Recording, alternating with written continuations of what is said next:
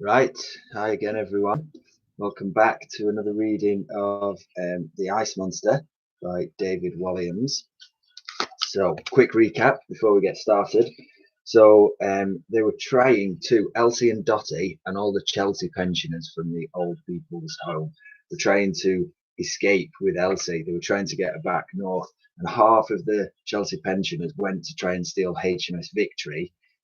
Meanwhile, Dottie and Elsie were getting Wooly ready to go, and then the police came and tried to get in and tried to get them. So they escaped. They managed to escape and they ran out onto the icy River Thames. And Wooly couldn't stand up because it was really icy. So Elsie got a pair of skis out of some scrap pieces of wood and was pulling her across the river. But then the baddie came. So it was Lady Buckshot flying in her Zeppelin, and she, with her machine gun, she was firing at them, and it made all the ice crack around them. And then, because the ice cracked so much, they fell into the icy cold water. And when they fell into the icy cold water, it said, "No!" screamed the girl as Elsie disappeared into the depths. So this is chapter 55, Black Silence. Everything went dark. All Elsie could see was black. All she could hear was silence. All the girl could feel was a deathly chill. At first, she didn't know what was up and what was down. Where was Wooly? In all the chaos and confusion, she had lost sight and sound of her friend. Immediately, the cruel current of the Thames pulled her far away from the hole she had fallen through. As much as Elsie tried to paddle back to it, that proved impossible. She was being swept further and further away. In desperation, she thumped on the underside of the ice, trying to bash her way through it. Boom, boom, boom! The ice was inches thick. Her tiny fists were no match for it. They couldn't even make a dent. Elsie opened her mouth and let out a scream, but underwater, no one could hear her. Just as she felt the life draining out of her and that she was sinking down to a watery grave, she felt a surge underneath her. Something was pushing her up. It was Wooly. The girl was cradled between the mammoth's eyes as the sharp tusks smashed through the ice. Crash! Elsie gasped. Ah! Ooh! The girl was soaking wet and freezing cold, but alive. Just. Elsie slid off the mammoth's face, landing on the ice with a thud. Oof! Although shivering and choking from the dirty Thames water, all Elsie could think about was her friend. Wooly! She spluttered. The mammoth's trunk was just poking out of the hole in the ice, and she desperately tried to breathe. With all her might, Elsie held onto it so the animal wouldn't sink to her death. Hold on, Wooly, please, she cried. The girl knew it would be impossible for her to hoist this 2-ton creature out of the river, but that didn't stop her from trying. And again. And again. All the strength in her body wasn't enough to save the animal's life. But they hadn't come this far for it to end now. There had to be a way to save her. Somebody help! Screamed Elsie. Her voice echoed across the ice. In the distance, she could see a handful of the Chelsea pensioners in their distinctive scarlet coats and tricorn hats coming to the rescue. Titch was leading from the front. Under their arms, the soldiers were holding a thick rope, which snaked its way back across the ice to the ship. Above their heads, the Zeppelin was circling for another attack. Die, monster, die! Yelled Buckshot. Rat-tat-tat-tat-tat-tat.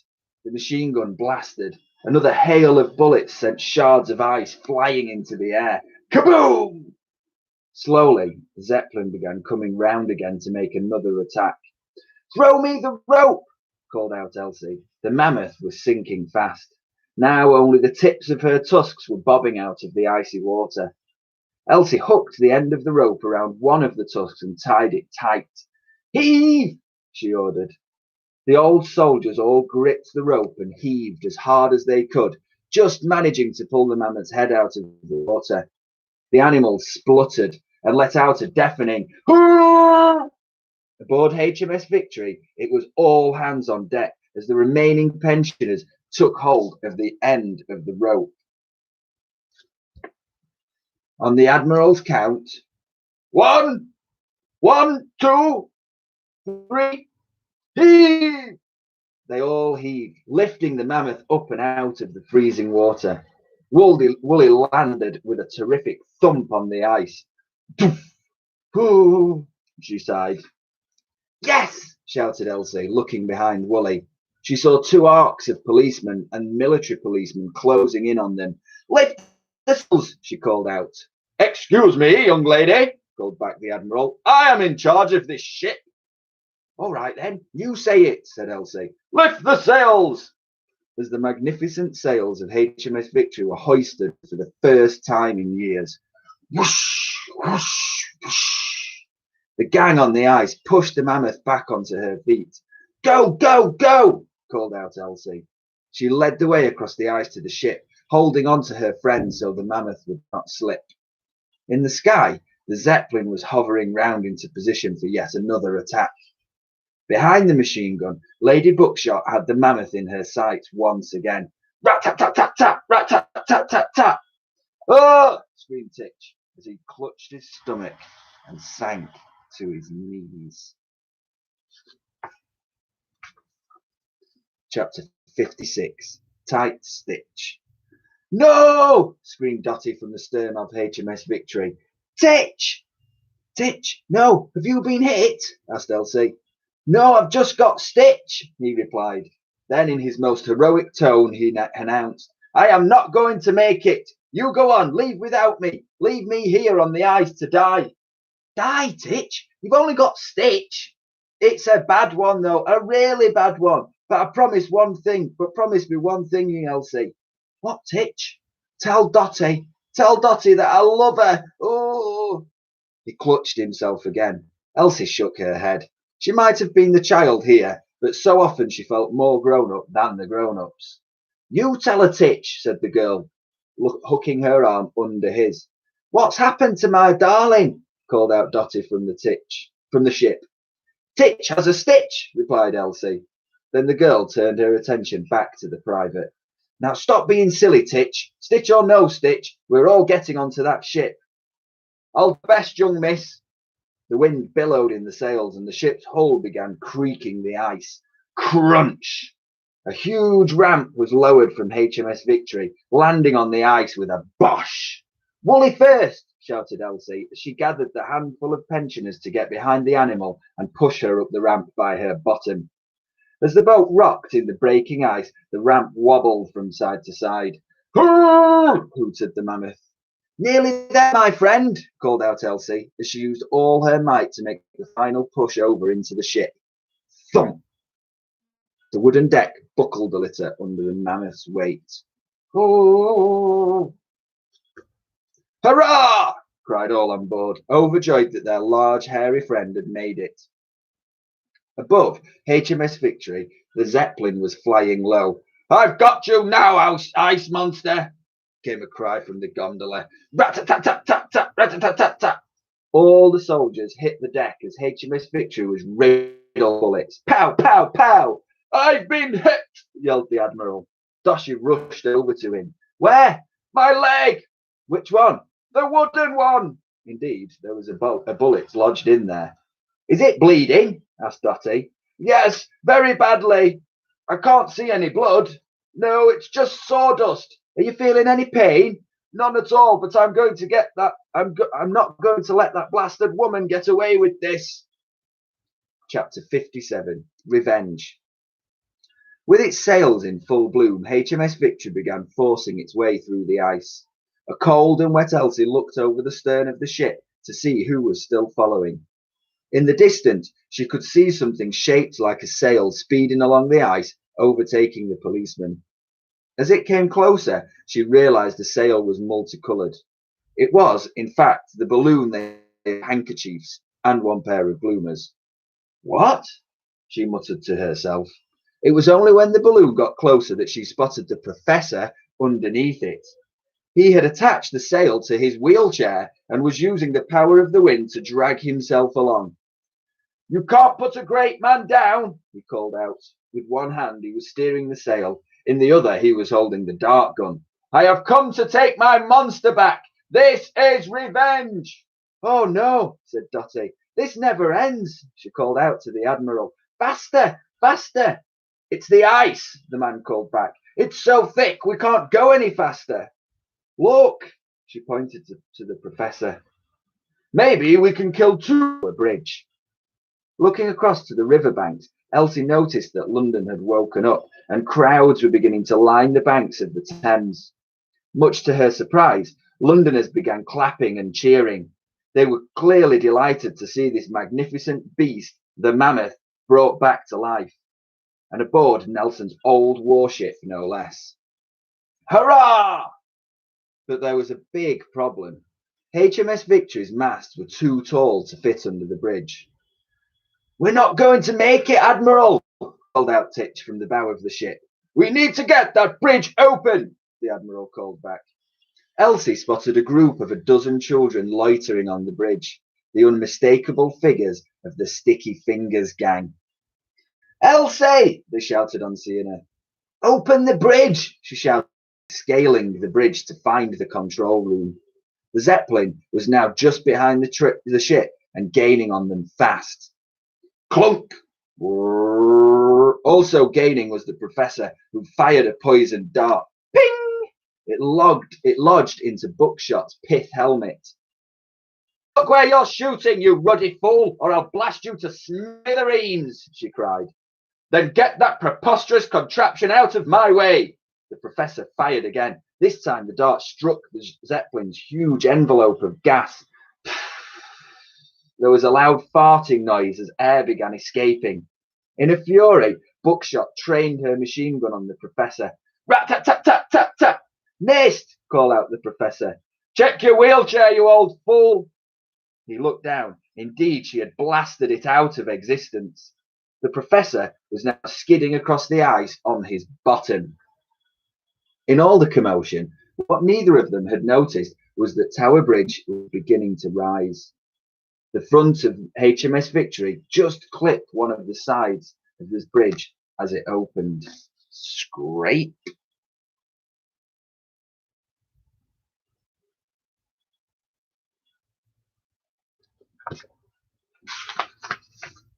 "Hurrah!" shouted the ship as HMS Victory passed under the magnificent bridge.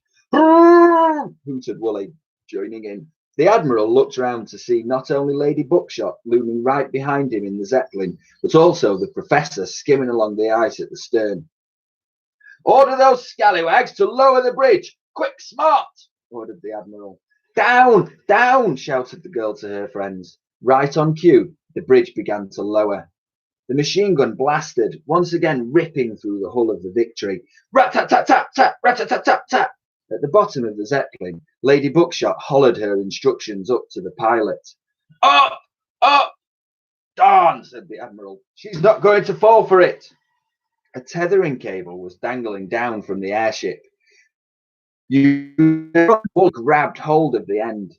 "Ooh! Woolley!" exclaimed Elsie in delight. This was one smart mammoth.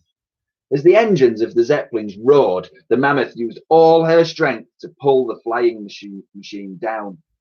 "Help her!" called out Elsie, and the old soldiers rushed to hold on to Woolley to stop her being pulled into the air.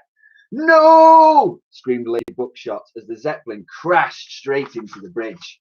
Smash!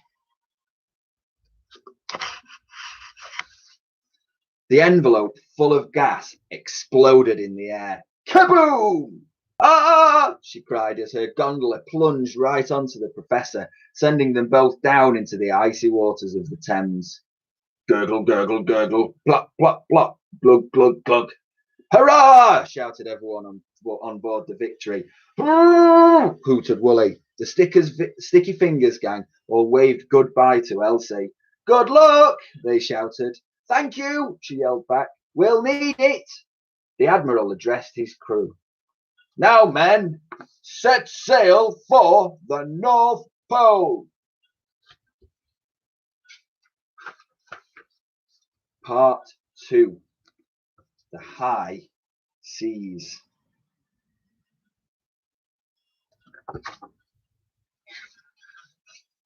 Chapter 58. Slicing Through the Ice. "Which way is it to the North Pole, sir?" piped up Titch. "Straight ahead, men," commanded the Admiral, pointing downriver. "Then when we reach the sea, make a left." Just as the Mammoth's arrival into the city had been a cause of great excitement, its departure was proving even more so. Word had spread fast, and soon it seemed like every Londoner was running along the banks of the Thames, eager to be part of this awfully big adventure. The proud old Admiral saluted them, which made the crowds cheer loudly. "Hurrah! Hurrah!" called out Woolly as she appeared to wave with her trunk. This made the crowds go wild. "Hurrah!" It was a happy scene and put joy into the hearts of all on board the Victory. Titch sidled up to Dotty. "I was very nearly a goner," he said. "What happened, my love? I thought you'd been shot," she replied. "It was much, much worse than that. A stitch."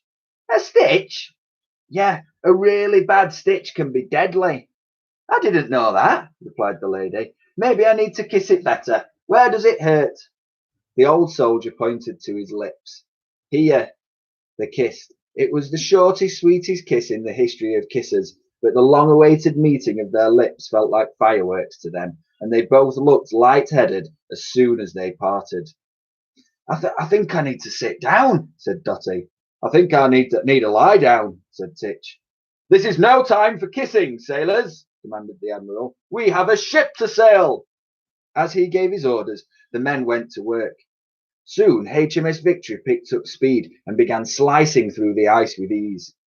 As the ship sailed through East London, getting nearer to the sea, the ice became thinner. HMS Victory began sailing faster and faster until it passed out of the Thames estuary and into the open sea. "Hurrah!" cried the pensioners. "Hurrah!" cried Woolly. "Port side!" ordered the Admiral. This was the nautical term for the left side. Waves were now hitting the ship, causing it to sway from side to side. The Mammoth had installed herself at the prow like an unofficial figurehead. Her trunk dangled down and covered the actual figurehead, which was a royal shield and crown with a cherub on each side. Elsie sidled up next to her friend. "Looking north again?" she said.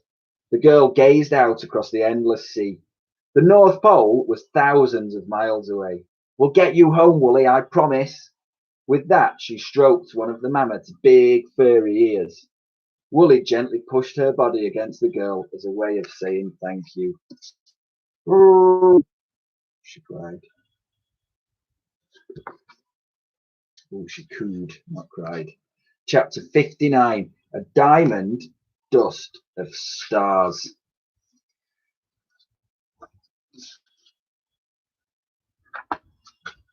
Days passed at sea. HMS Victory sailed round the furthest tip of Scotland and found herself alone in the deepest, darkest North Sea. Weeks passed. As the ship travelled north, the sea grew rougher and rougher. Waves as tall as trees crashed over the Victory. Splish, splash, splosh. Everyone had to work together to stop the ship from sinking. Even Woolly. The Mammoth hosed up the pools of water on the deck with her trunk and sprayed them back overboard. Another night descended on the Victory as at last they passed into calmer waters. The pensioners worked in shifts and slept in the bunks below deck. Woolly was too large to fit, so when it was time to sleep, Elsie stayed with her. Just like at the hospital, the pair of best friends snuggled up together. "Good night, Woolly," Elsie would say. "Hurrah!" Woolly would reply, which if translated from Mammoth language means, "Good night, Elsie." The girl would tuck herself in under the soft fur of Woolly's belly. The Mammoth would then shuffle her legs together to protect her friend from the cold. Woolly made the softest, comfiest bed, and at night, as they lay together, Elsie felt that she was home. Looking up, she could see the diamond dust of the stars in the sky. Everything seemed so perfect. It couldn't last, and it didn't. Right, let's leave it there for today. Okay, hope you guys are all well. Remember, get in touch if you need anything from us. We can get you any work packs. There's lots of children who are collecting work packs from school at the moment. So please email the Year 4 team and we will arrange that for you. Okay, and remember, there is now some music activities on there as well. I will see you back here, same time tomorrow, 10 o'clock. Okay, guys, take care. Bye.